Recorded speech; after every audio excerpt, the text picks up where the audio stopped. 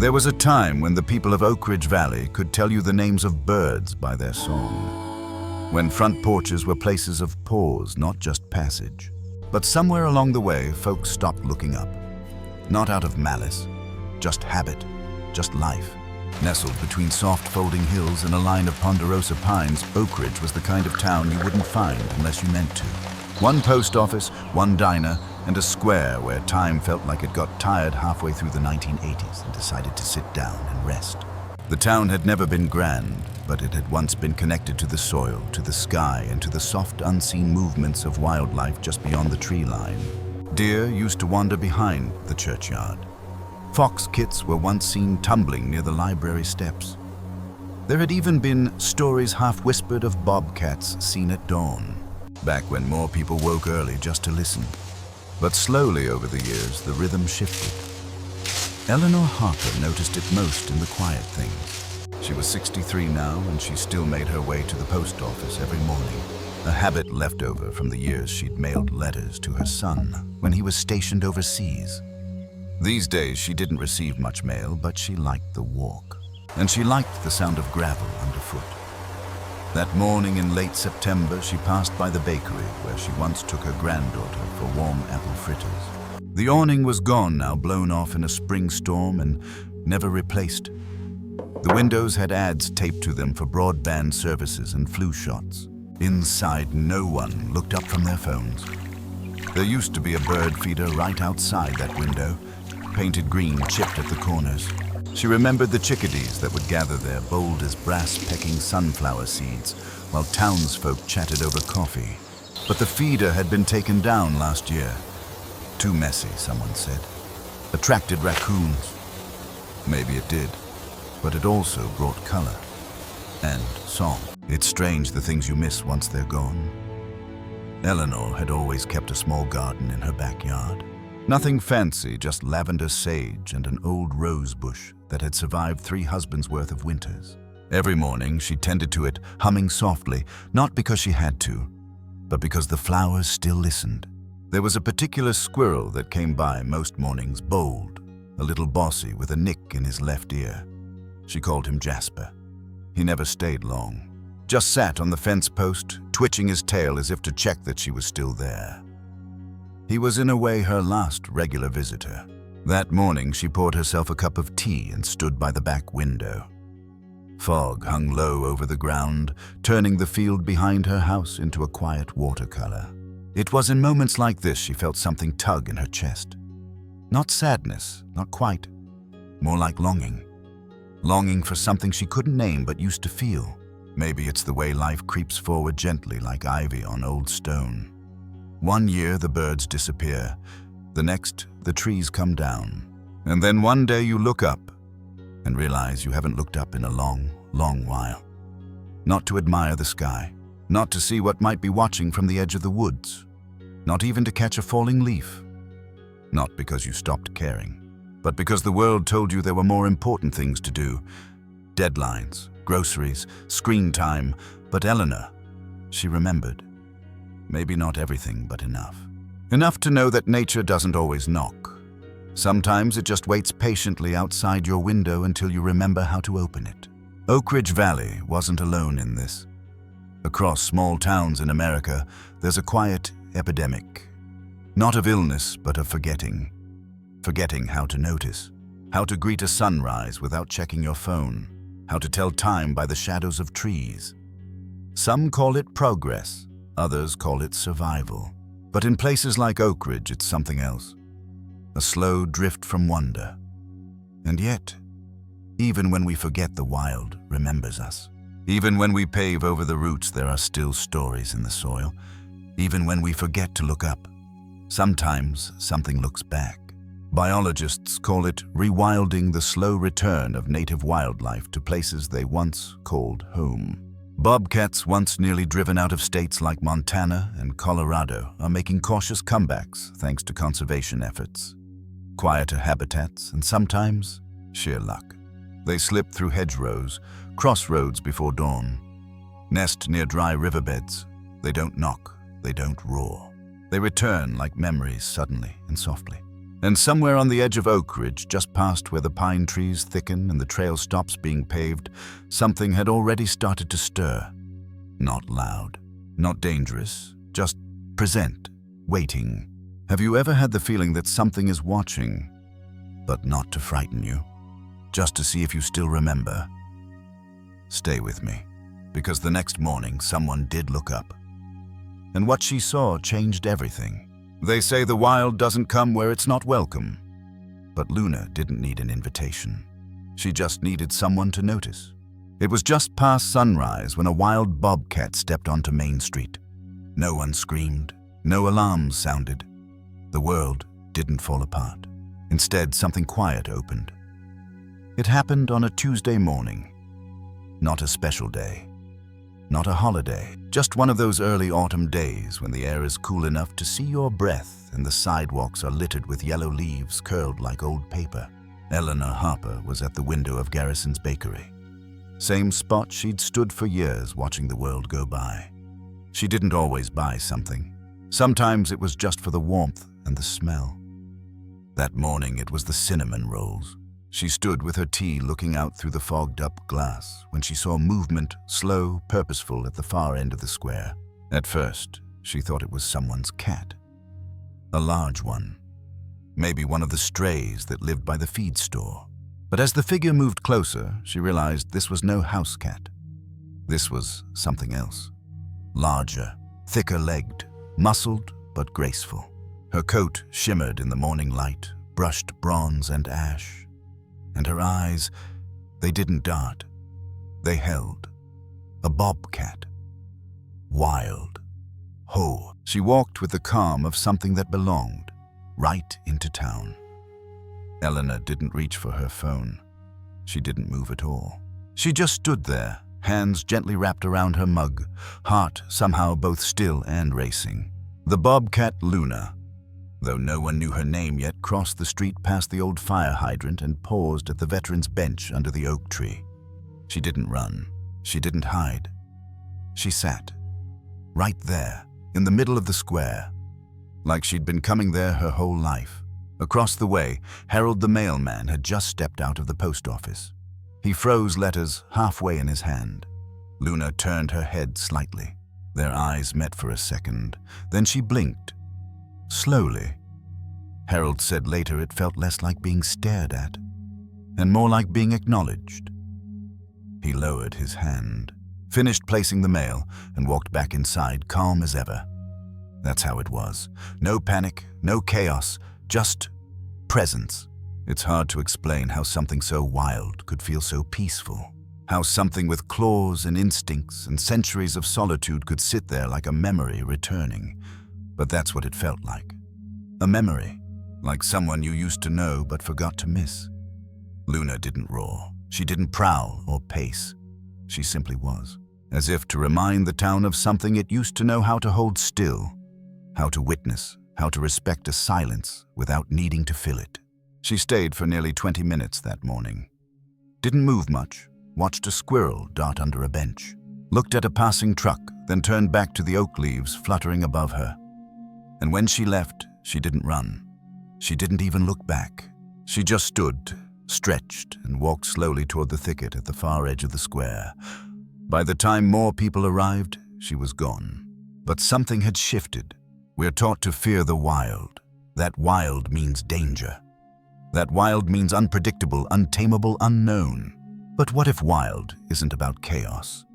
What if it's just about honesty? Luna didn't wear a leash. She didn't beg, didn't perform. She showed up whole on her own terms and asked for nothing but space. And in doing so, she gave the town something they didn't know they'd been missing. Wonder. Not the big fireworks kind. The soft kind. The kind that brushes past your leg when you're sweeping the porch. That lingers in the shape of paw prints on soft dirt. The kind that invites you not to chase, but to pause. Duh. Nora Vance, a wildlife ecologist who worked with local land trusts, later shared that sightings of bobcats had been increasing in recent years, but mostly through trail cams. Blurred images, nighttime movement, flickers at the edge of vision. Rarely did a bobcat show itself in broad daylight. in a town square, in stillness. This wasn't typical, she said. It wasn't territorial. It wasn't desperate. It was curious. Bobcats are known to be solitary, elusive, and yet Luna walked where people walked, sat where people sat.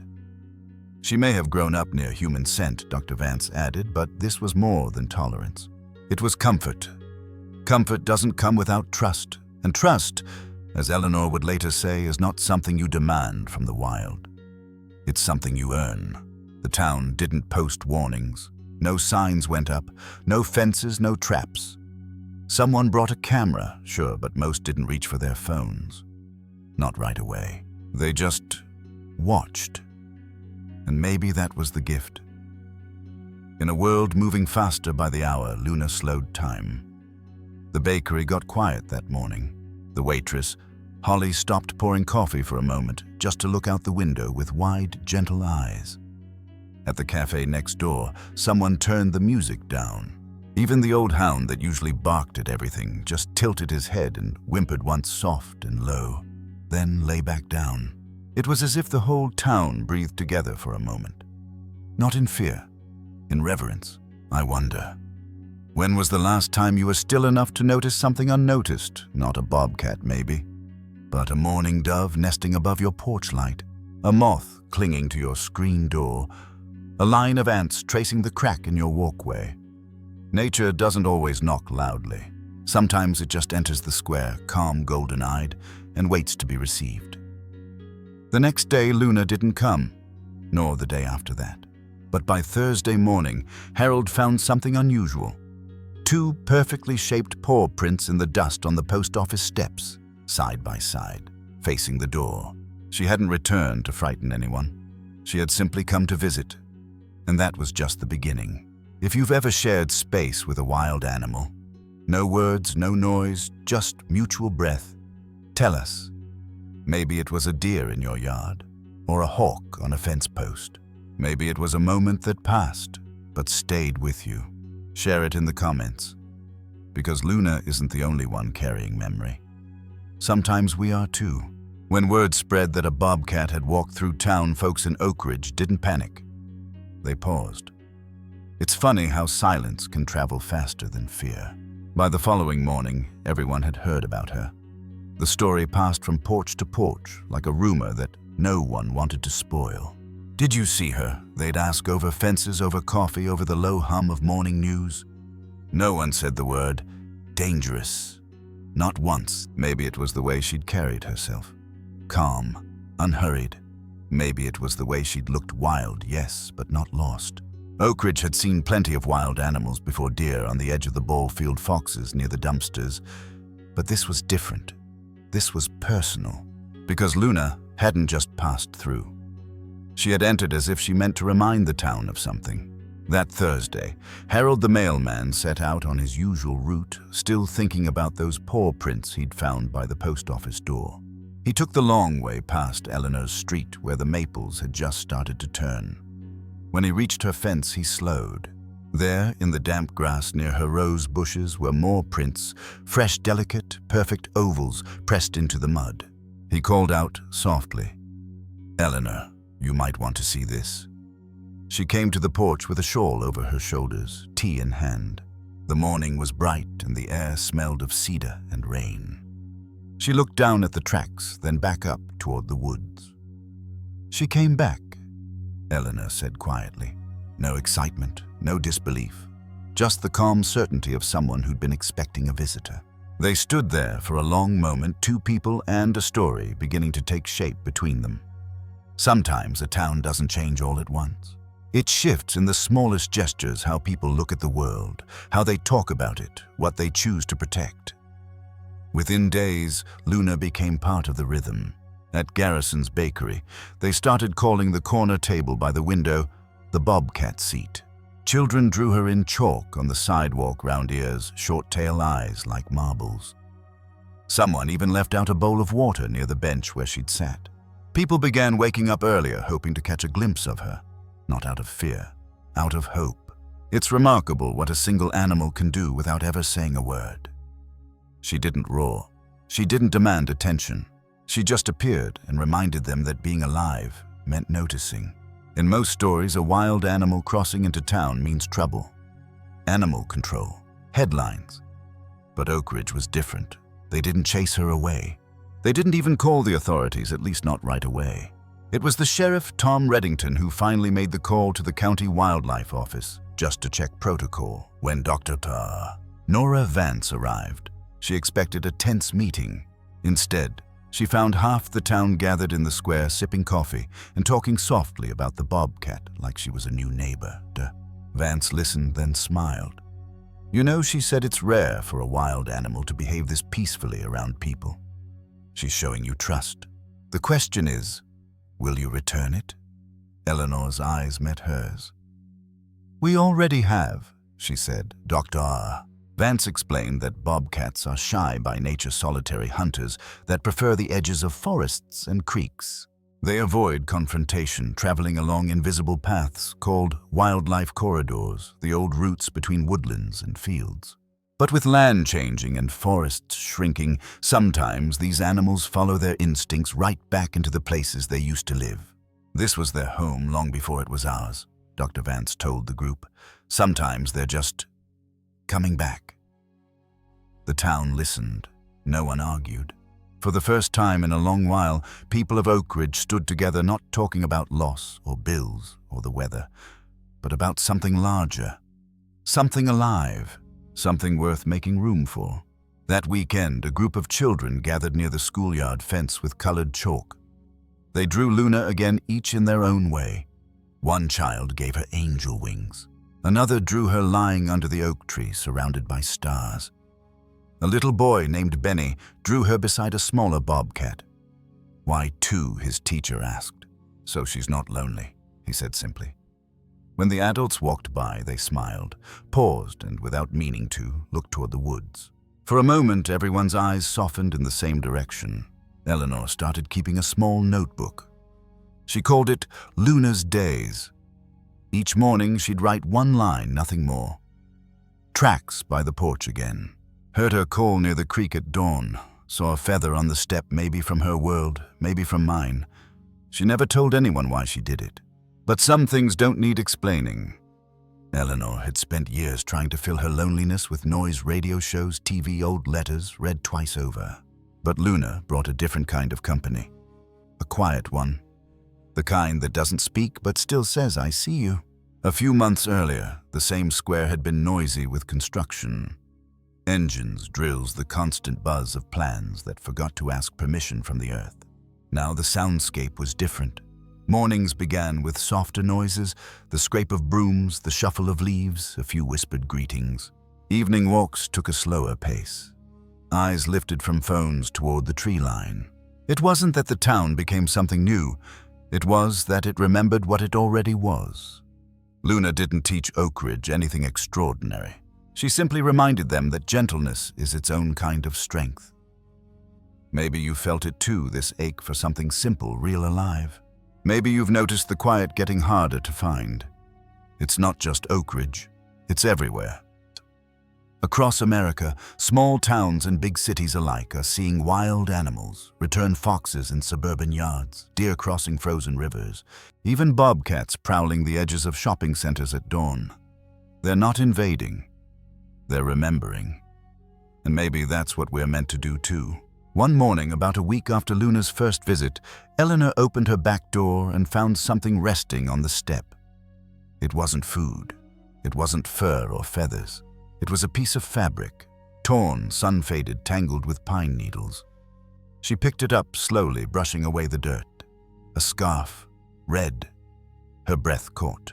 She hadn't seen that scarf in 15 years. And she had a feeling she knew who'd found it. Sometimes the wild doesn't come to test us. It comes to return something we've lost, something we didn't even know we were missing. If you've ever felt nature give you back a piece of yourself, share it below. Maybe it was a bird that landed too close, a deer that didn't run, or a sound that stopped you mid-step. Because when we notice together, we remember together, and that's how healing begins. The town had welcomed Luna without knowing why she'd come. But now, with a single scrap of red cloth left on a doorstep, Oakridge was about to understand. This wasn't just a visit. It was a message. It wasn't the color that caught her eye. It was the memory.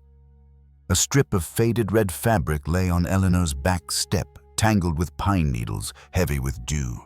At first, she thought it had blown in with the wind, but then she saw the paw prints. They were unmistakable, soft, oval prints pressed into the damp earth. Small enough to belong to a bobcat, yet clear enough to tell a story. Luna had been here, and she hadn't come empty-pawed. Eleanor crouched slowly, fingertips brushing the scarf.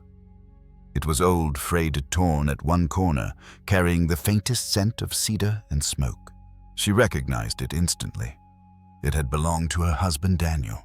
He used to wear it on their hikes, wrapping it around his neck even in mild weather, because, as he liked to say, the mountains always find a way to surprise you. 15 years had passed since that day on the ridge, the day the storm came early, the day the wind took that scarf from his shoulders and carried it off into the trees. They'd looked for it for hours, laughing then, unaware that it would become a symbol of something larger, of all the things that slip away before you realize how much they matter. And now, somehow, impossibly it was.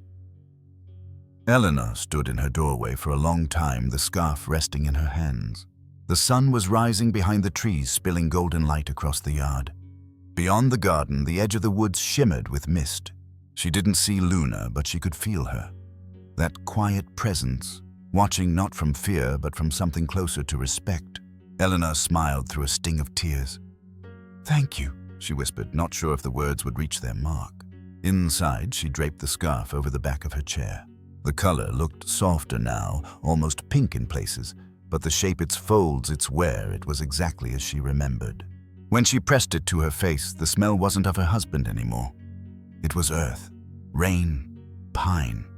It was wild. And somehow, that made sense. Sometimes love leaves markers. Not loud ones, not signs or shouts, but small reminders tucked into the corners of your life. A song that plays when you need it most. A feather on the porch. A red scarf returned by a wild bobcat. Eleanor had always believed in patterns, that life had ways of folding itself back into meaning if you were patient enough to see them. Maybe Luna hadn't just found the scarf. Maybe she'd chosen to bring it back. And that thought filled Eleanor with something she hadn't felt in a long time. Not happiness exactly, but peace. Dr. Nora Vance visited later that week after hearing from Harold about the scarf story. She studied the tracks around Eleanor's porch, took a few photos, and shook her head in quiet amazement. "It's rare," she said, "for a wild animal to interact with human belongings like this." She explained that bobcats, like many felines, are drawn to texture and scent. They often carry objects while teaching their young about hunting or play behavior. But bringing something back, Nora said, that's different.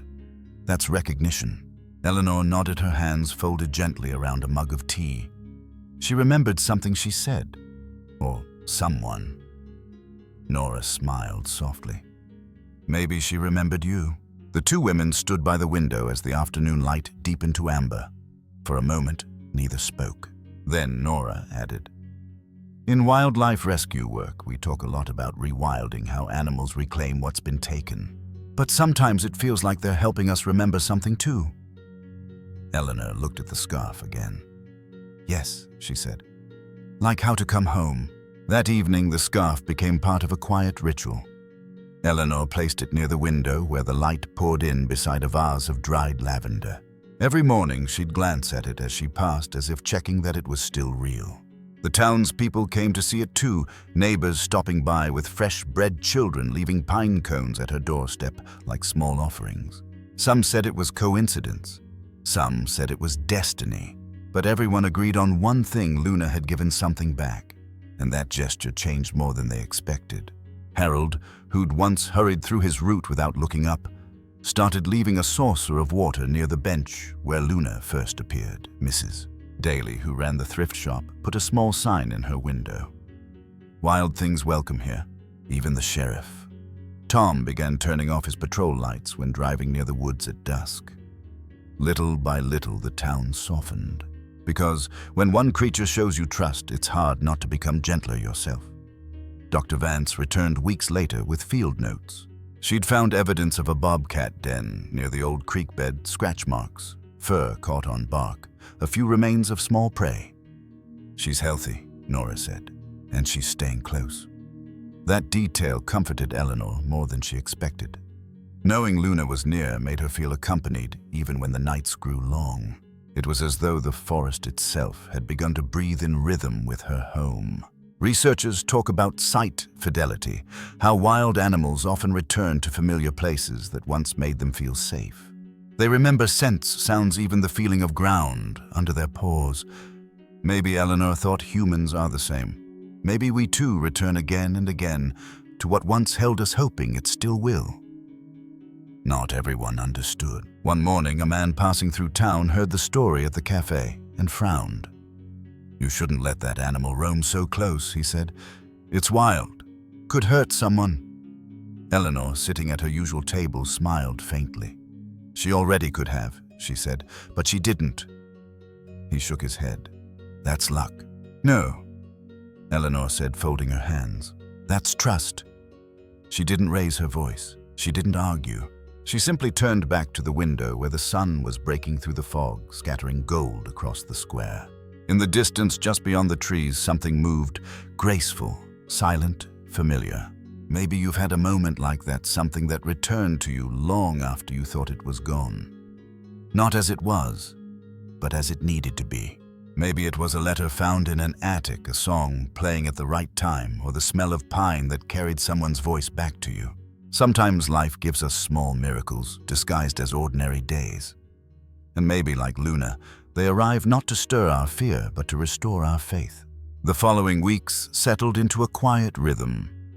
Luna appeared often now, sometimes near the creek, sometimes by the back garden, never staying long, always watching. Winter was coming, and the valley was beginning to frost over.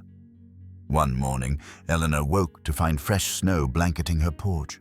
There were 3 sets of tracks this time, 1 large, 2 small. She smiled a slow, knowing smile. Luna wasn't alone anymore. If you've ever had something precious return to you after years, after loss, after distance, what did it feel like? A second chance. A reminder that love doesn't vanish. It just changes shape. Share your story below. Because maybe the world keeps returning our lost things just to see if our hearts are still open enough to receive them. Luna didn't visit every day. But when she came, it was always the same, just before sunrise, just as the light touched the frost, just long enough to be remembered. She didn't ask for anything, and yet somehow she gave the town back its rhythm. The visits became part of life in Oak Ridge Valley. Not a spectacle, not an event, just a quiet returning. Sometimes once a week, sometimes longer. But always when least expected, and always exactly when someone seemed to need her most. Luna came with the season. She arrived with the last yellow leaves of October. She lingered in the hush of snowfall. She passed through puddles in spring. Each visit carved a deeper thread of connection, not just with Eleanor, but with the entire town. She was no longer just a wild animal. She was a part of the landscape, a part of their lives. That winter, Eleanor began marking Luna's visits on a small wall calendar. Tiny dots, blue ink, no notes, just presents. December 3rd, December 10th, December 24th. On Christmas morning, Eleanor opened her back door and found Luna curled beneath the sugar maple, her breath a soft fog in the cold air. She didn't move, didn't flinch, just looked up slow and steady, then closed her eyes again. Eleanor left a small ceramic dish of water near the porch. Not food, not bait, just water. Luna didn't touch it, but later, after the tracks in the snow, said she'd gone. Eleanor noticed something odd, a single pine cone placed on the porch mat. It hadn't been there before. It was small, perfectly symmetrical, almost decorative. Eleanor picked it up, held it in her hand. A gift. A coincidence. Something in between. She placed it beside the red scarf on the windowsill. That pine cone stayed there all winter. There's a kind of companionship that doesn't rely on words or closeness. It's the kind that simply shows up. That's what Luna was. A visitor, a presence, a mirror. Eleanor often thought of how we assume love must be loud, filled with effort and declarations. But maybe love can be a shape in the snow, a brush of fur against bark, a pause beneath a familiar tree. Love, perhaps, is just showing up, again, and again, and again, even when you don't have to. Especially when you don't have to. Bobcats are known for being solitary, but not detached. They mark territory, not as a warning, but as a memory map. They scent, scratch, circle back. Not out of ownership, out of recognition. Luna wasn't just passing through Oak Ridge. She was returning to places that remembered her. The yard, the bench, the bakery's window ledge where children had once drawn her in chalk. This was no longer just land. It was landscape, marked by memory. And in return, the town began keeping memory too. People stopped mowing certain patches of field where she'd been seen. They let wildflowers grow. They placed smooth stones in a row near the trailhead, each one painted with a paw print or a single word. Here, again, Luna. It wasn't just animal rescue or wildlife protection anymore. It was companionship. A gentle form of animal companionship, unspoken, unforced. The seasons used to come and go in Oak Ridge without much notice. Sure, people raked leaves, salted sidewalks, waited for crocuses. But Luna changed the way they saw. Now the first snowfall wasn't just weather, it was a canvas. Would she come again? Would she leave tracks? Spring wasn't just mud and thaw. It was the season of small prints and shadowy shapes near the tree line. And summer. Well, in summer, Luna would sometimes stretch out in the tall grass, her ears just visible above the golden stalks. She'd nap while people passed by on the walking trail, close enough to notice, but never close enough to touch. And somehow that distance made the connection feel even more sacred. Eleanor started a second notebook. The first was for Luna's sightings. This one was for her thoughts. She didn't call it a journal. She called it listening pages. It wasn't about what she said. It was about what nature might be whispering back. Today I noticed how Luna walks without sound. Her path always curves gently, never straight. She pauses longer than we do. That's probably why she sees more. Eleanor shared some of these pages at the community center. Others began writing their own. Children, retirees. A few veterans from the support group. Some wrote poems, others wrote memories. A local teacher turned the notes into a small collection titled Tales from the Valley. They printed 20 copies. They were gone in a day. If you're watching this and wondering what this has to do with your life, try this. Tomorrow morning, go to your back window, before the news, before the coffee, before the world finds you again. Just look. You may not see a bobcat, but maybe there's a sparrow nesting in the gutter, a rabbit near the fence, a breeze that carries a memory only you will recognize. Nature doesn't have to be loud to be healing. Sometimes it just needs you to pause long enough to listen. Dr. Nora Vance returned in spring to observe Luna from a distance. What she noted surprised her. Bobcats aren't typically creatures of routine, she said, but Luna has built one just for this place. She moved in loops, checked specific trees, returned to the same sun patch behind Eleanor's shed. She's not just surviving here, Nora said. She's thriving. She's remembering. Ethologists have a term for this resource sharing. When wild animals begin leaving signs, objects, even parts of their meals for others, human or animal, it can signal affiliation. A primitive form of giving, not transactional, just intentional. Luna had left pine cones. One day in May, a small branch with berries. Once a smooth stone placed precisely on Eleanor's porch step. Small things, but meaningful. One evening in June, Eleanor was pouring water into the garden when she heard it. A soft rustle. Then a sound like a squeaky toy, almost laughable in its smallness. She turned slowly. There, just beyond the edge of the yard, a shape smaller than Luna. Then another. Two. Eyes wide, legs clumsy, fur still marked with baby spots. Luna stood behind them watching. Calm, still. She had brought her kits, to this place, to this person. Have you ever had an animal wild or not trust you with something more than its presence? A moment, a gift, a second of stillness that felt like it was meant just for you. Share it with us in the comments, because every story, no matter how quiet, adds to the landscape. And like Luna, sometimes all we need is a safe place to return to. Luna had always come alone, until one June morning when the hush of the woods held something more. Not just one pair of eyes watching from the edge, but three. The rhythms of Luna's visits had become a part of Oakridge Valley. People no longer asked if she'd return only when. Some called her their town's guardian. Some just smiled and said, "She knows where home is." But no one expected her to bring company. It happened on a warm evening just after a light summer rain. The air still smelled of wet grass and lilac. The wind had quieted, the earth felt freshly washed.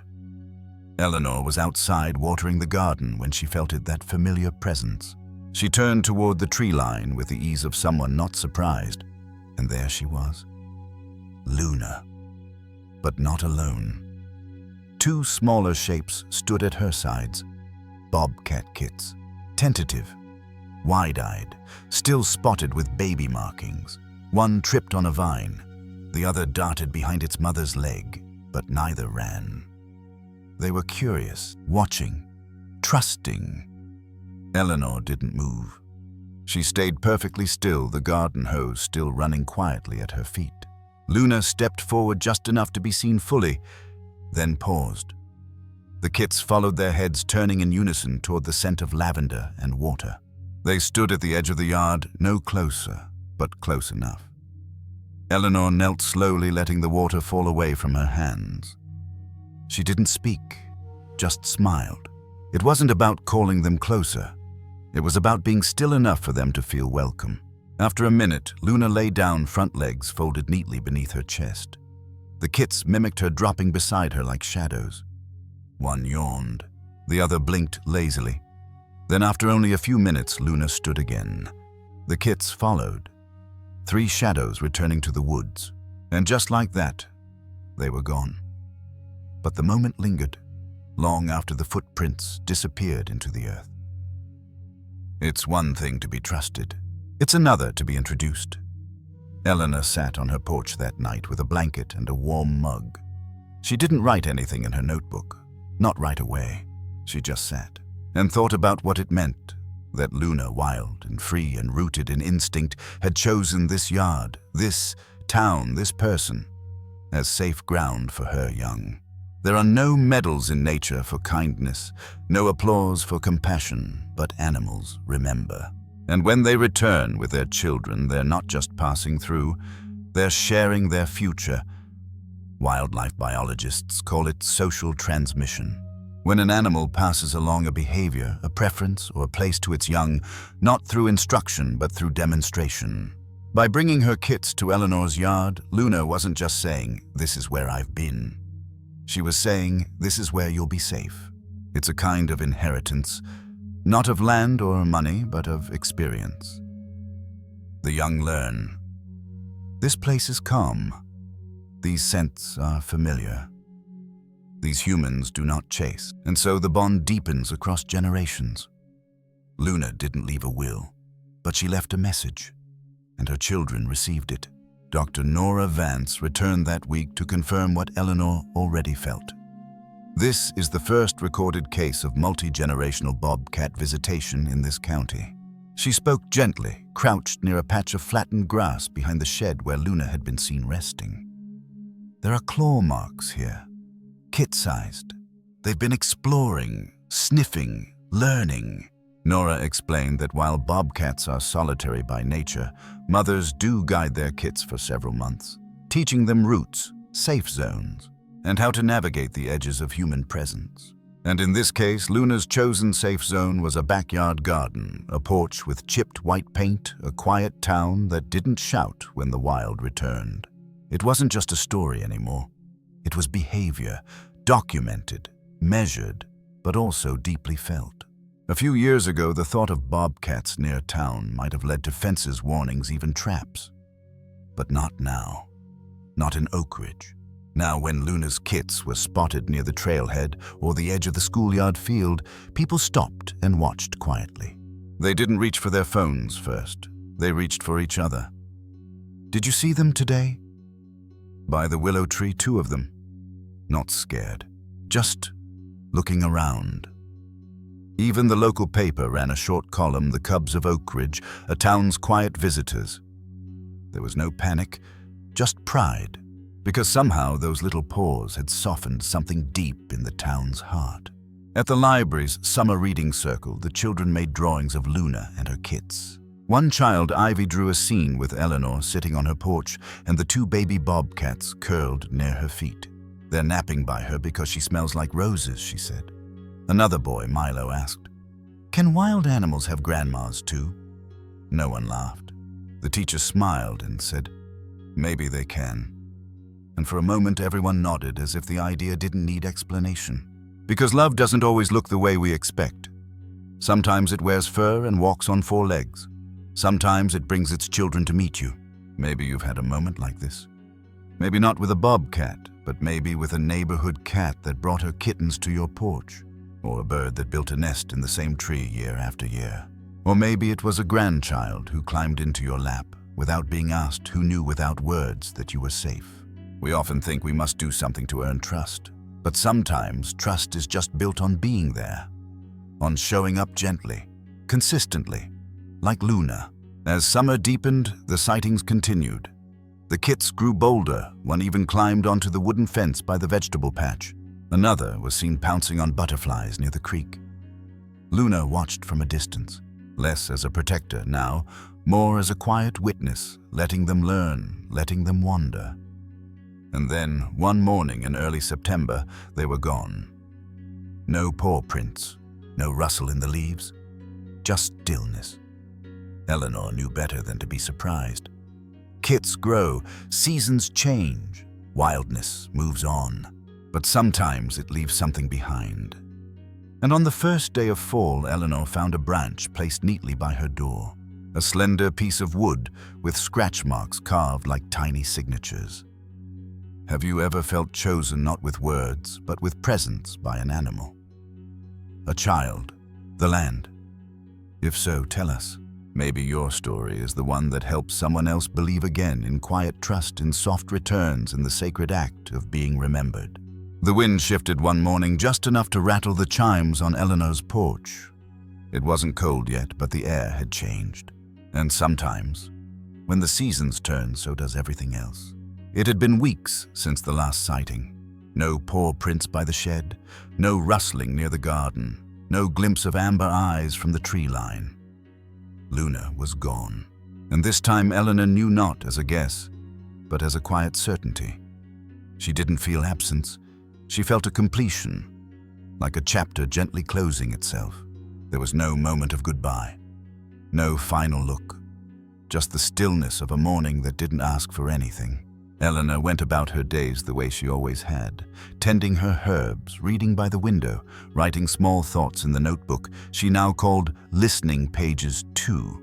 But each morning she still looked to the woods, not out of expectation, out of habit.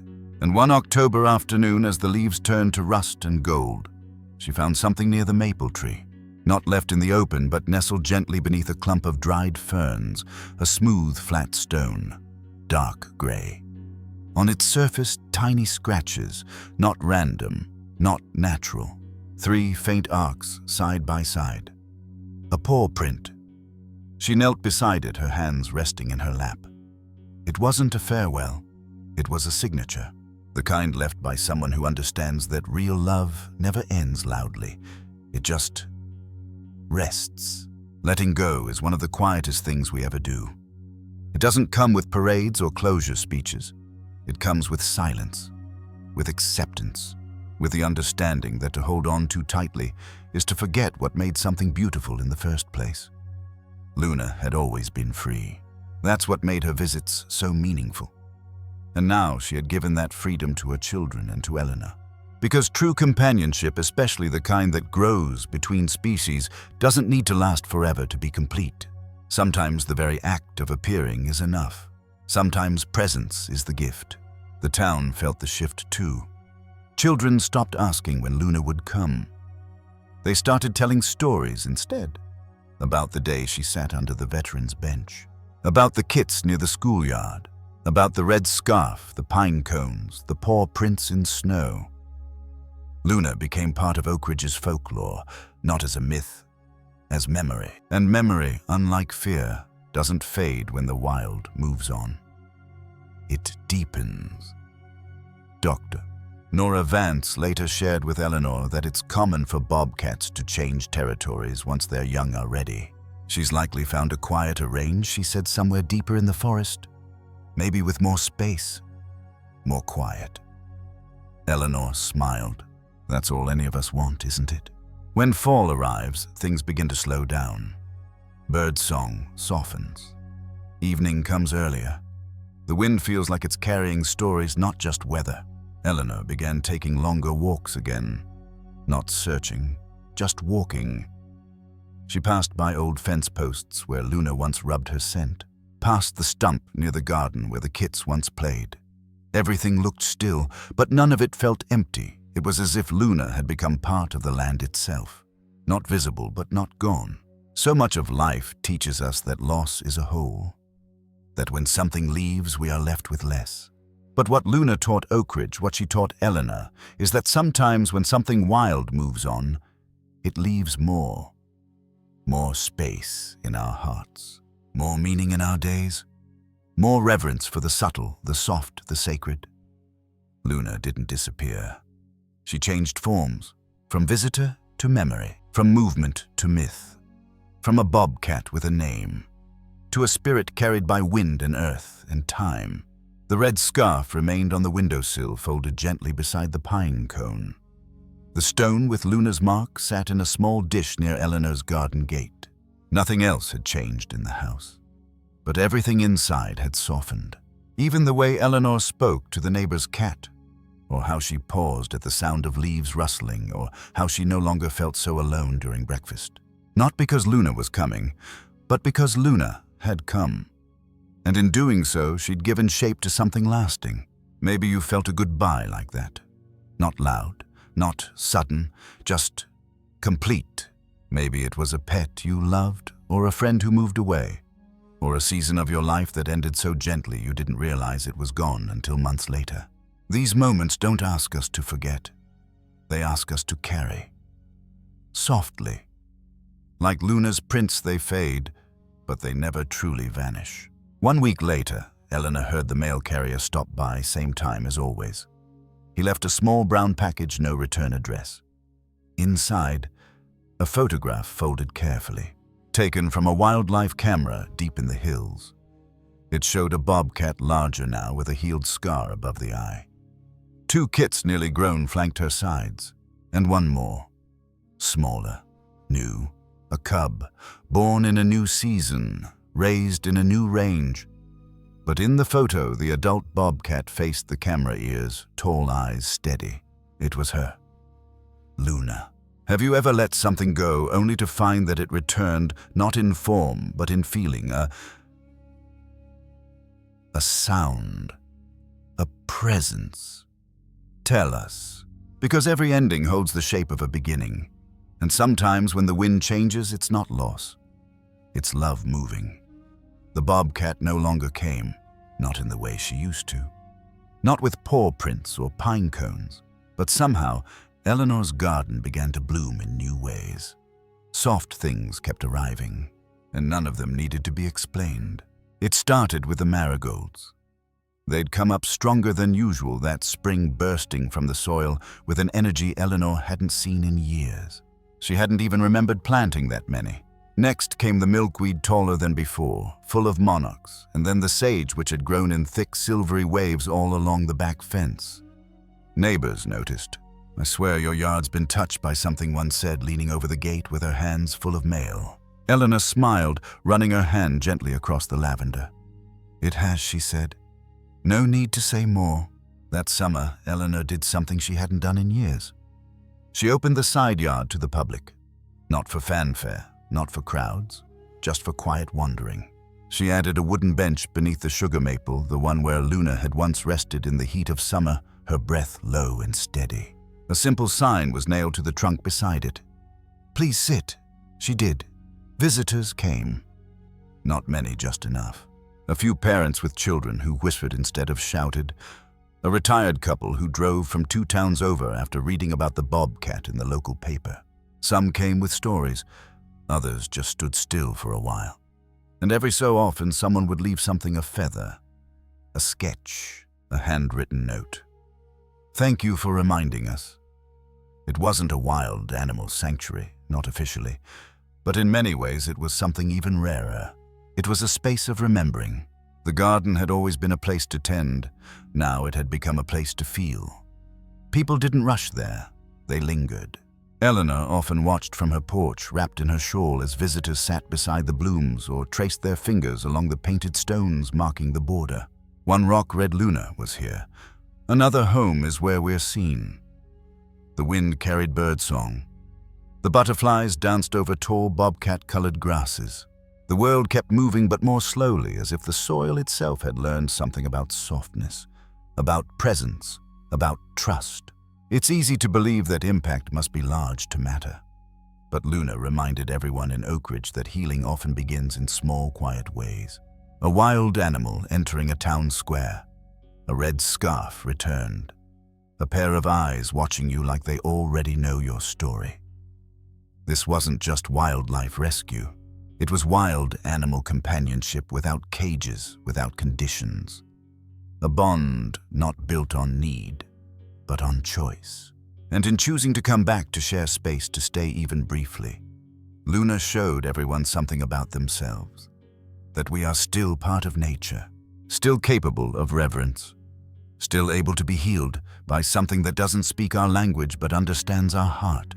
In recent years, wildlife researchers have been quietly redefining what's possible. Bobcats, once thought to be fiercely solitary, have shown signs of emotional memory. Some carry objects. Some revisit places for reasons beyond food or shelter. And in rare, extraordinary cases, they establish what researchers call non-consumptive bonds. Not relationships based on need, but on trust. Luna's behavior. Her gentle visits, the gift of the red scarf, the introduction of her kits was more than instinct. It was intention. And intention, when offered by a wild creature, is perhaps the highest form of respect. Eleanor's garden became a kind of living documentary. No plaques, no videos, just petals, just soft earth that had been walked on by paws. In the far corner near the fence, she planted wild clover, the kind Luna liked to roll in. Near the porch, she placed a shallow ceramic dish, not as bait, but as memory. And beside the path that curved toward the woods, she hung a wind chime made from old silverware and glass beads. On breezy days, the music sounded like soft laughter, like a conversation still being had, like Luna might answer back. Sometimes Eleanor would stand at the edge of her garden with her notebook pressed to her chest. She no longer wrote every day, but when she did, the words came from a deeper place. I think grief and gratitude live in the same garden. And maybe love, real love, is what keeps them growing side by side. She no longer waited for Luna. She simply lived in a way that made space for visits, for memory, for whatever might come next, and that was enough. Maybe you're not in a place where bobcats roam. Maybe your life moves a little too fast for wind chimes and marigolds. But somewhere right now, something wild and gentle is watching the world, waiting for a place where it feels safe to return. So take a moment, not just to scroll or to watch, but to pause, to ask yourself, when was the last time you looked up, not for answers, but for presence? When was the last time you saw something wild and felt peace instead of fear? You don't have to plant a whole garden. Sometimes you just have to leave the porch light on, or sit quietly in the evening open to the sound of something beyond yourself. If Luna's story meant something to you, if it brought you stillness, hope, or a feeling you can't quite name, please consider subscribing. We tell stories like this every week. True stories. Stories that don't shout, but stay with you. And if you'd like to go one step further, help us rescue and rehabilitate wild animals like Luna, Your donation helps protect not just the bobcats, but the spaces they return to, and the people they help heal along the way. Tap Super Thanks or visit the link below. Even a small gift helps keep a soft world open for them and for us. Because when the wild comes back, we get a second chance to become part of it again. And the garden always remembers.